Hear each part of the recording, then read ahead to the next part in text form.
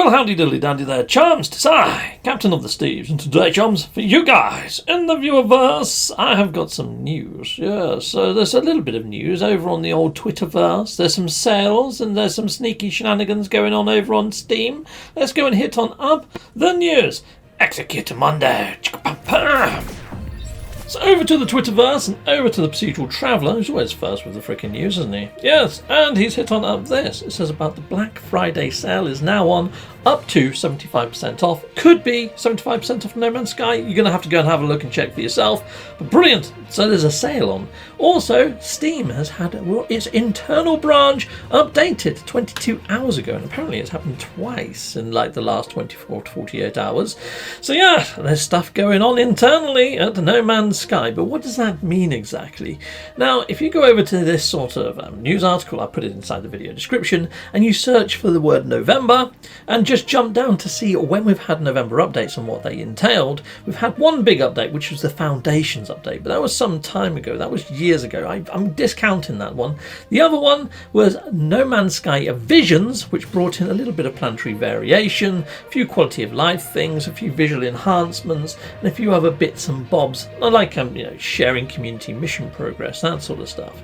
Then there was No Man's Sky Synthesis, which was a bit more of the same. So it sort of added a bit of polish to a lot of the updates, and it sort of meshed together a few things. So again, quality of life type update.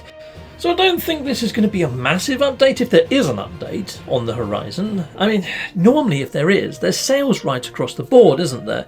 So we're only seeing a sale on Switch. When you look at PlayStation, like PSN, I'm seeing that it's still full price over there. I haven't checked all the other avenues, but I'm not seeing sales right across the board. We haven't seen any sort of emoji. There's nothing inside the game files that really alludes that there might be something on the horizon, or is there? So, inside of the game files there is a solar helmet, and it's not a Quicksilver item. There is also a freighter trail for your engines called Sentinel, and it's locked at the moment. That too is not a Quicksilver item inside the game files. There's two items there that could be potential expedition drops or prizes. And there's also some images in the game files that show Atlas passes 1 through to 5. They might be for new sort of rendezvous points or something that's alluding to perhaps an expedition being thought of or at least built out inside of the actual game files at the moment. So I'm thinking if there is an update in November, it might deliver in a new expedition with those items, alongside maybe some quality of life improvements and updates and polish. I'm hoping more for Nintendo Switch players, especially Quicksilver mission running. Righto, so that's what real Captain Steve has to say. I would love to see a rework to the Quicksilver mission running for all players, to be honest, because they're kind of done, aren't they? Yeah, I'm a little bit tad bored of running the same ones weekend out. It'd be nice to see a return of the old weekend missions. What do you think, people in the viewerverse? Until next time, goodbye, and goodbye again.